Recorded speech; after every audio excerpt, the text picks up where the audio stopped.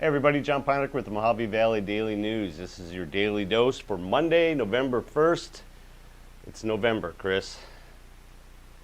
Ridiculous. All right, the daily dose is brought to you by the Tri-State Radiology Center.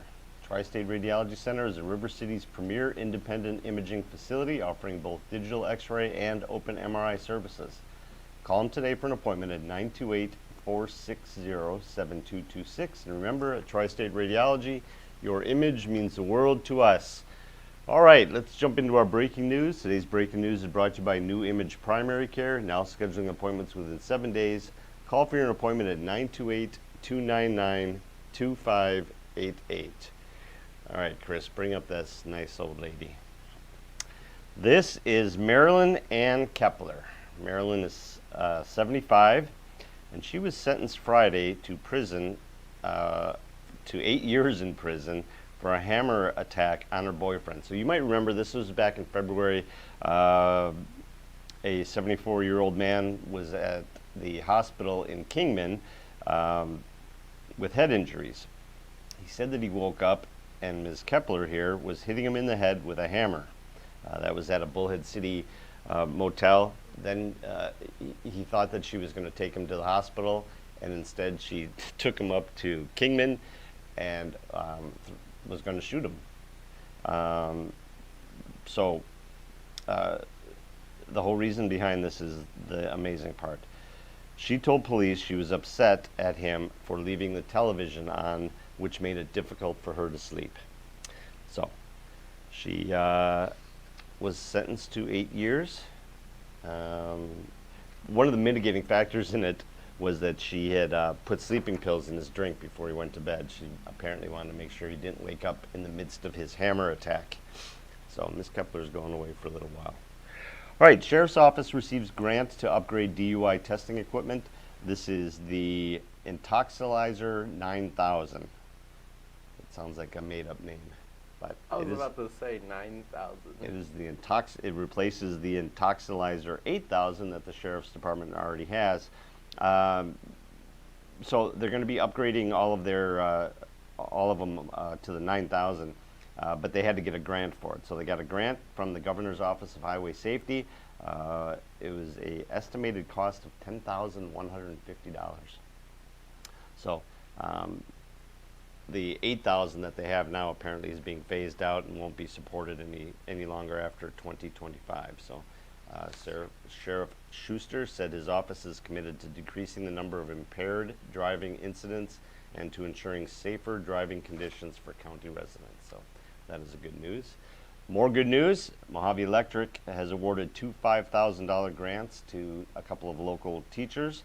It's to support renewable energy education and to help local educators' efforts in teaching young people about sustainable concepts. So this is the first one. This is Juvisel O. de Guzman. He's one of two recipients.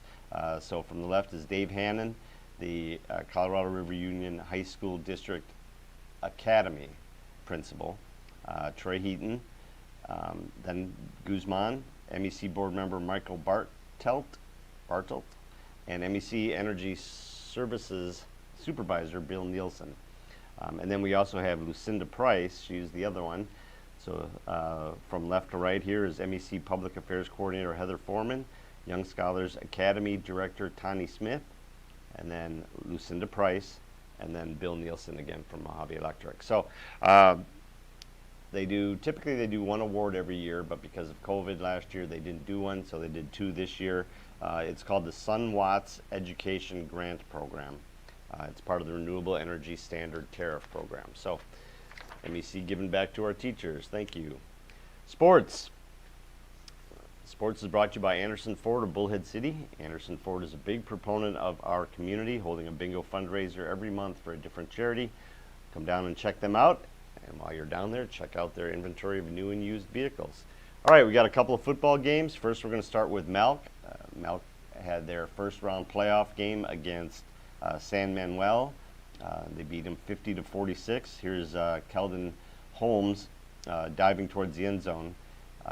Keldon had a big game. He was 16 of 32 for 331 yards and 4 touchdowns. He also had a 34-yard rushing touchdown. Aiden Pynakker had 8 catches for 194 yards and 2 touchdowns. I think one of them was like a 51-yarder. Senior Owen Davis had a 95-yard interception return for a touchdown. So Adam Gibson, Melk head coach, said, "It's hard to put into words what Keldon has meant to this team. We've been through some ups and downs this year, but we can always lean on him to do what he does." So good job, guys. Now they advance to the next, to the semifinals. They have a match 7 o'clock, November 5th, against the Mongolan Mustangs at Coronado High School. So good luck there, Patriots. Dust Devils finished their season strong with a 49-6 win over the Kingman Bulldogs on Friday. Here you see that's out front is Zach Hammett. He's leading the way for Junior Pacheco.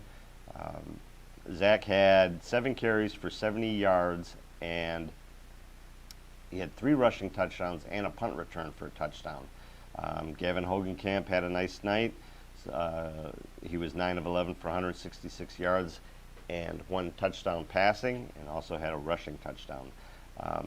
They were 6 for 6 on touchdown drives in the first half before the coach, I guess, called off the dogs in the second half. And it was senior night, so nice way to end their regular season.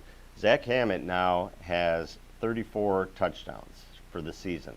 He's 4 touchdowns away from tying the single season 3A West touchdown record of 38. The current record holder is 2 people, Blue Ridge's Scooter Sprott and River Valley's Brandon Long. So that was back in 2014 for Brandon Long. So River Valley will start postseason play by hosting Mesa's Eastmark Firebirds. That will be this Friday at 7 o'clock at the Anderson Auto Group Fieldhouse. Weather's brought to you by Living Waters Hospice, your hometown hospice. Together we can make a difference. Today, sunny and high around 87. Tuesday, 86. Wednesday, 86. Thursday, 88. And Friday, 87. Sunny the whole week. No W, no rain. It's going to be a nice week. So hard to believe that it's November and we're still talking 87, 88. All right, I think that'll do it. I hope everyone had a great weekend and go out there and have a great week. I hope everyone. Did you go? I asked you last week if you were going to go trick or treating, didn't I? I didn't, but I was giving out candy. Were you? Yeah. Good. I put on my media vest and I'm like, I'm a journalist, and it said hand out candy. Yeah, it was pretty good. I was up on, I can't think of the road, but yeah, it was pretty fun. There was a lot of people tonight. Well, last night. Yeah, it was nice to see all the kids out there doing their thing. It was nice. All right, everyone, thanks for joining us. We will see you here tomorrow, hopefully at 1 o'clock. Thanks. We'll see you.